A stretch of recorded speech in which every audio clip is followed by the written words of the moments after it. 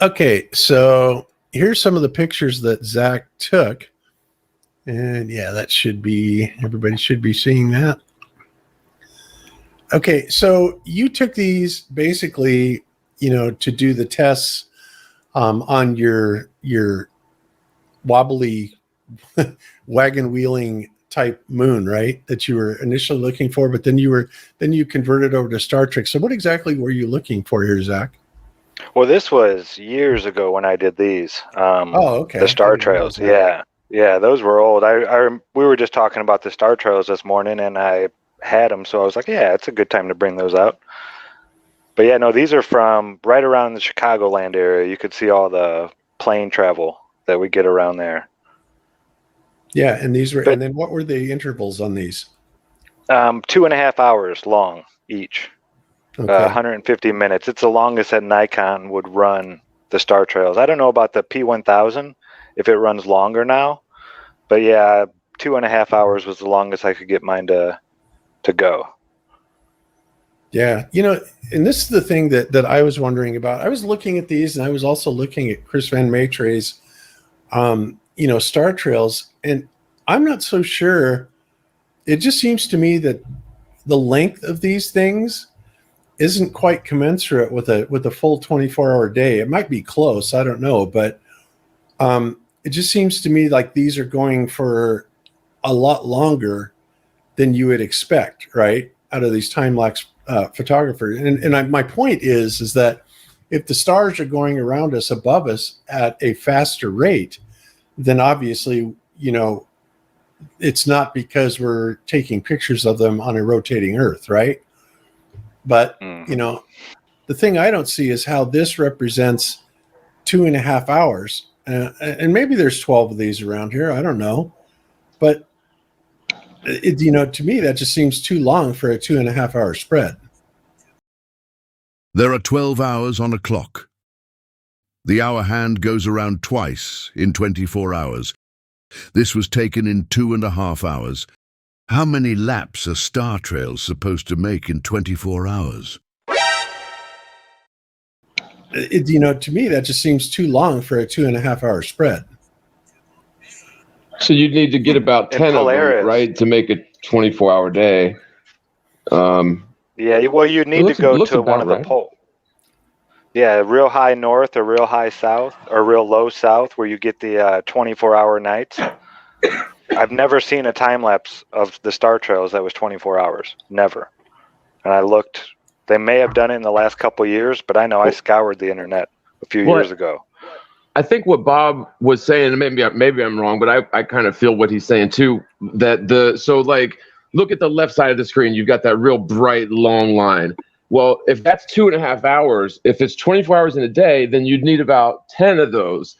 And so what Bob's saying is it looks like it's a little bit long, right? Because if you had like 10 of those, it would be more than a full 360-degree circle. You see what I'm saying? Is that what you meant, Bob? Yeah, that's what I thought. That is exactly what I meant. And I may be wrong because, I can look at that, and in some cases I can say, yeah, that almost looks like it fits. But, when I was looking at Chris Van Maitre's Star Trails, it just didn't look like that to me. And the thing that was really strange about it is when we looked at Chris Van Maitre's Star Trails and he was doing the moon in front of the stars, the moon and the Star Trails length were exactly the same length. Now, if the moon's only 225,000 miles away or 238,000 miles away, whatever, then how in the world is it making a trail the same length of something that's light years away? That doesn't make sense. And the moon is supposedly moving in the opposite direction, correct? I don't know. Is the moon moving backwards? Yeah, but the Earth's spin makes it appear to move east to west, but it's actually moving 2,000 miles an hour from west to east in its orbit, which is huge. So our spin that's at 1,000 miles an hour at that close radius overtakes it and just makes the moon appear to go east to west. Jaron, I'm pretty sure you taught me that. Am I correct here? Or am I? I thought that isn't all in the heliocentric model, and maybe I'm wrong, but I was under the impression that the spin of the Earth, the orbit of the Earth, and the orbit of the moon were all in the same direction, which is counterclockwise if you're looking above, like from above. Correct. Am I wrong? Maybe I am wrong. I think you're right.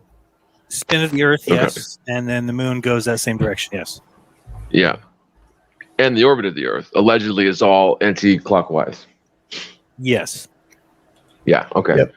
That's what I thought. I was just maybe I'm never too sure. I don't ever like say I'm 100% sure about anything, because when you do that, that's when you're usually wrong. Yeah. So, and this is what I was talking about with Chris Van Matres, right? If we look at this is the moon, and here's the moon traversing. It appears to be these appear to be identical in length to all the other star trails, right? And again, how is that possible if this is 230,000 miles away and these are, 20, 30, 40, 60, 100 light years away? Quadrillion miles away.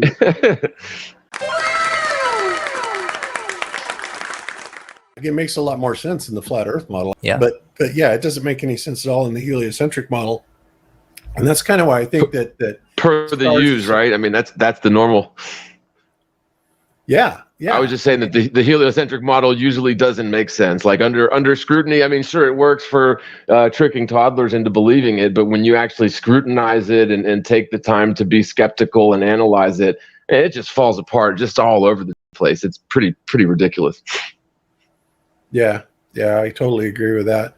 So, that's one of the things that I think is really interesting. And Chris is definitely onto something. And not only that, he was also looking at parallax of like local things as well.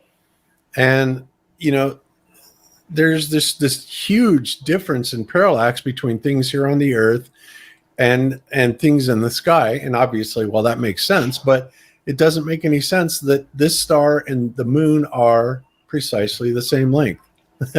That's just crazy. And I know I've said that several times, but the more I watch this, the more impossible, if you think about it, the more impossible it is. So I just don't know. I'm just curious what the ballers would have to say about that.